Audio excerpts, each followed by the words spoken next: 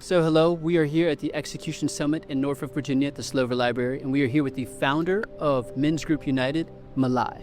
How are you? How are you, brother? This is Flynn. I'm doing excellent, thank you so much. So could you go into some detail on how and why you started the Men's Group United? Initially, Men's Group was something that I decided that needed to be done. We have a mother organization called Community United Focus. Okay.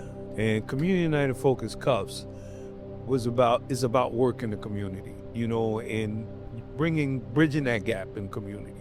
But what I was saying was there was a missing part there, and that was men being constructive in the action of the building of the community. I saw the women, I would, do things, and I always see the women, they're there, giving a hand. Yeah, and it's like the men, you would find one or two and, never seeing. So I just felt like that we needed to, make men more adequate and more apparent in the community. Okay. So I organized a meeting with Community United Focus, which we do formally now. We have the meetings the very first Monday of every month and the third Monday of every month. Okay. And in the beginning, we were just having one meeting at the end of every Monday of the month. And so what we did was we just asked men to come out, specific men that we went and sought to come out. Now, understand, we felt it was very appropriate in the marginalized community of brown and black people, there's a lot of suffering. Right. So we felt like it was very imperative to get that work and get started on trying to get men more active and being more seen as, putting in the work, man. Okay. Instead of just always having meetings and talking. And I actually was inspired by our esteemed councilman, John Page, who, is a really dear friend brother to me. And he called me one time to come together with him in a committee on an organization we call Iron Sharpen Iron, and Men of Action. And so once we did that, and I still saw that there was a little, that piece was missing. Right. And so I got a little frustrated. So what is that piece in particular? That piece was men being actually active. Men being actually And not, individually is cool. Mm-hmm. Yeah, of course. But why can't we be together, moving together? Why can't taking collective action? Exactly. Building off each other's strengths. Exactly. Okay. So I got a couple questions for you. So when a man is doing what he's supposed to do, you said there's a lack of adequacy in men. Did I quote you right? Yeah. Okay. So what does a man that's doing the right thing look like? What action is he taking? Well, I can't tell another man what a man looks like, but for me, a man who is doing what he should be doing is first and foremost building a firm foundation that is built upon spirituality. And most importantly, not speaking towards it, but more or less showing it through his actions, through his character. Okay. Being transparent and upstanding, and being an individual that integrity, reaps from him when you see him.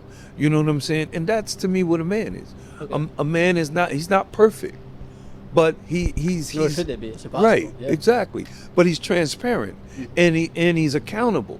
You know what I mean? Not just for himself and his family, but also his community, his locality. Absolutely. And always saying, hey, how can I help you? Not what can I get from you? Exactly, right. Okay, so accountable men, people that are respectful men, these are some of the pillars of a man. That's right. So I'd love to touch back on the foundation. You spoke about what a good foundation is, being spirituality. Can you expand on why that's a good foundation, and maybe what a poor foundation might look like? Well, I say that a spiritual, and I'm not determining what spirituality that may be, because every man has his own, walk in life. Right. But I believe that when you have a spiritual foundation, that allows you to have empathy, compassion. You know what I'm saying? And though you may not be, you can't be a righteous man, right. But you can be one who says and does righteous things. You know what I mean? And that's where the foundation, when you build from that, I mean, we can't go wrong. Right. Because I don't know of spirituality being based upon wickedness. Okay. You know what I mean? Yeah, absolutely. So I'd like to touch back on what you said earlier in the conversation as well. Some of the challenges specifically for Black and brown people. Yeah. Could you expand on what these challenges might be and Well, the importance of taking agency to overcome them? Well, in a lot of our communities, we have the issues of education, economics, social reform, you know what I'm saying?